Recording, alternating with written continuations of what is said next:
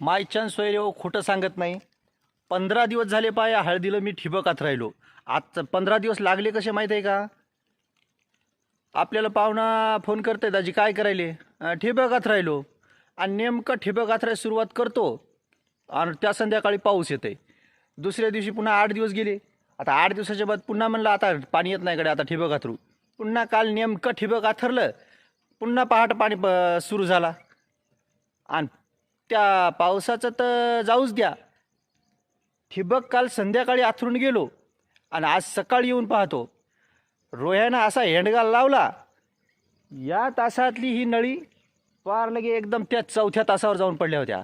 अशा जवळजवळ 4 तासातल्या नळ्या 4 बेड सोडून पलीकड. सोपं नवं माय. काय करावं आता? आपल्या नशिबालाच लागलेलं आहे, त्याला आपण काय करणार आहे? चला, जे आहे ते ठीक आहे.